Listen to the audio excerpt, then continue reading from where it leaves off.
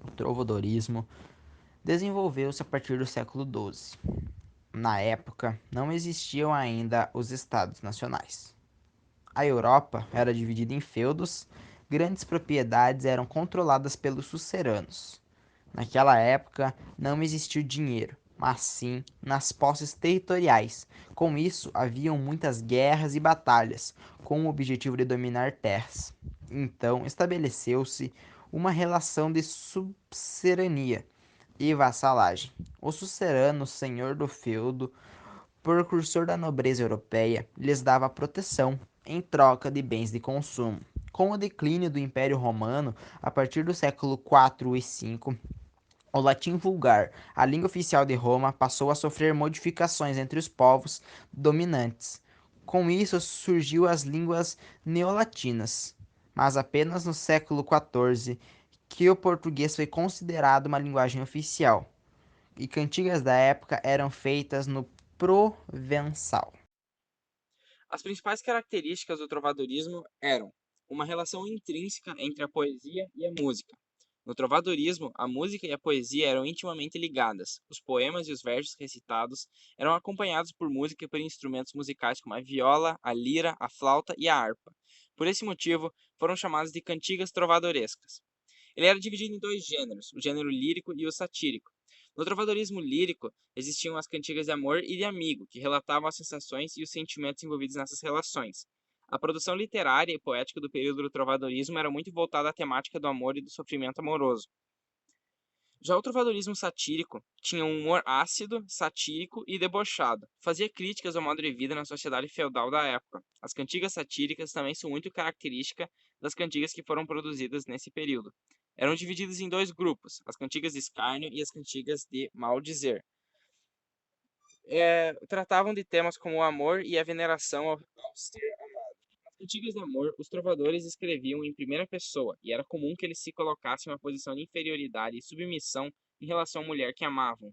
O amor descrito no trovadorismo era cheio de cortesia, mas era sofrido e tinha características de um amor impossível ou não correspondido. O trovadorismo surgiu na Idade Média, no período em que a sociedade vivia o feudalismo, e por esse motivo, um dos temas principais das cantigas satíricas eram as críticas feitas ao modo de vida na sociedade feudal da época. E principalmente o trovadorismo refletia sobre o modo de vida na aristocracia feudal.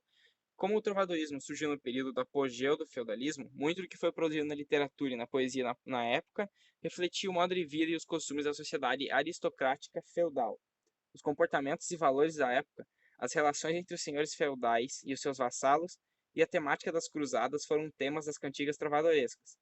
Muitas vezes o feudalismo e o modo de vida da aristocracia eram descritos com sarcasmo nas cantigas satíricas. Algumas características da cantiga do amor, elas são escritas principalmente em primeira pessoa, e nelas o eu poético, ele declara o seu amor a uma dama, tendo como um certo fundo o ambiente palaciano. E é por esse motivo que ele se dirige à dama, chamando ela de senhora. Esse tipo de cantiga demonstra o total servidão amorosa dentro de um padrão mais puro da vassalagem. Dessa forma, a mulher acaba sendo vista como um ser inatingível, uma figura que acaba sendo idealizada, e a quem é dedicado um amor sublime, que também acaba sendo idealizado. Essas características acabam justificando a presença de um forte lirismo, que é representado por essa coisa do amor, o sofrimento amoroso, e também um termo chamado coita, que é um termo português galego, significa dor, aflição ou desgosto. Sobre as características das cantigas do amigo, elas são geralmente escritas em primeira pessoa e são apresentadas em forma de diálogo. Isso acaba dando um trabalho mais formal e apurado quando se comparado às cantigas de amor. Essas cantigas acabam tendo a expressão do sentimento feminino. Nesse contexto, a mulher sofre por ser separada de um amigo, que também pode ser um amante ou até mesmo um namorado. Ela sempre vive angustiada por não saber se o amigo voltará ou não, ou se acabará a trocando por outra. Esse sofrimento, em geral, ele é denunciado a um amigo que é muito íntimo e confidente. Alguns personagens que acabam compartilhando o sofrimento da mulher são a mãe, o amigo, ou até mesmo um elemento da natureza que acaba sofrendo uma personificação. Sobre as cantigas de escárnio e de maldizer, A gente pode atribuir as cantigas de escárnio, que são umas cantigas que apresentam uma crítica indireta e irônica. Portanto, elas são compostas geralmente por expressões ambíguas, que acabam tendo duplo sentido para que a crítica seja efetuada. Porém, já as cantigas de maldizer, elas são cantigas cuja estrutura comportam críticas mais diretas, rudes e grossas. E nelas são usadas termos de baixo calão, como palavrões, pois o intuito é agredir verbalmente de forma muito pesada. Exemplos de cantigas.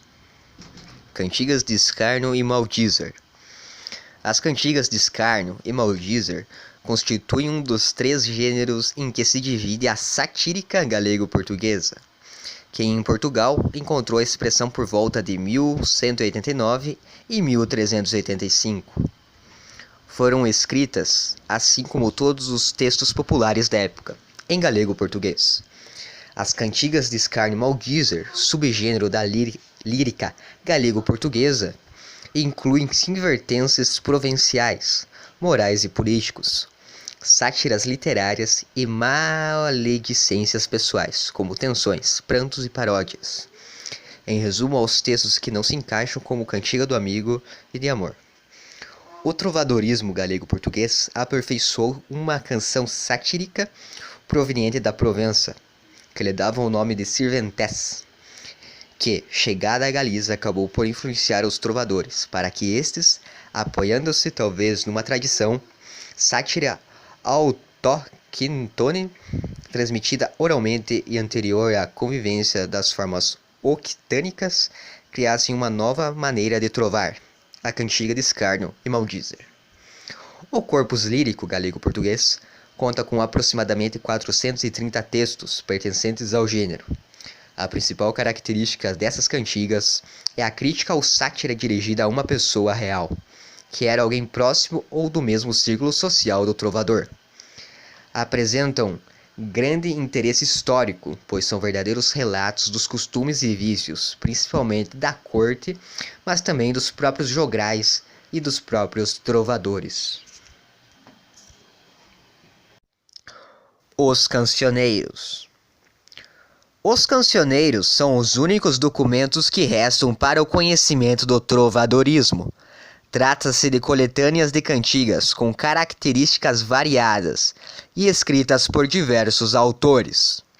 Eles são divididos em Cancioneiro da Ajuda, constituído de 310 cantigas. Esse cancioneiro se encontra na Biblioteca do Palácio da Ajuda, em Lisboa, originado provavelmente no século XIII. Cancioneiro da Biblioteca Nacional de Lisboa, conhecido também pelo nome dos italianos que possuíam, Cancioneiro Colosci Brancucci. Esse cancioneiro, composto de 1647 cantigas, foi compilado provavelmente no século XV. Cancioneiro da Vaticana, originado provavelmente no século XV, esse cancioneiro está na Biblioteca do Vaticano, composto de 1205 cantigas. Agora irei falar um pouco sobre os principais trovadores da época medieval.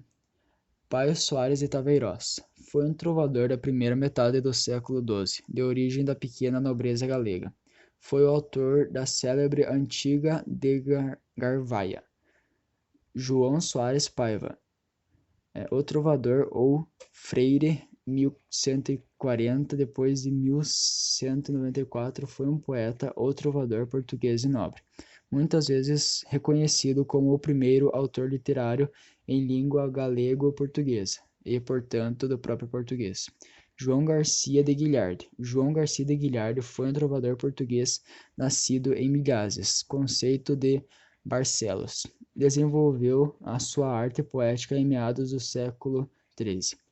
Martin Codax. Martin Codax ou Martin Codax nasceu em meados do século XIII e morreu até meados do século XIV. Foi um jogral artista itinerante de origem popular típica da Idade Média, galego, pois se reconhece Galiza, de Vigo, uma vez que seus poemas há numerosas referências a esta cidade. Dom Dines de Portugal, o lavrador. Nasceu em Lisboa, 9 de outubro de 1261 e morreu em Santarém em 7 de janeiro de 1325. Foi rei de Portugal e do Algarve de 1279 até sua morte. Era o filho mais velho do rei Afonso III e a sua segunda esposa Beatriz de Castela.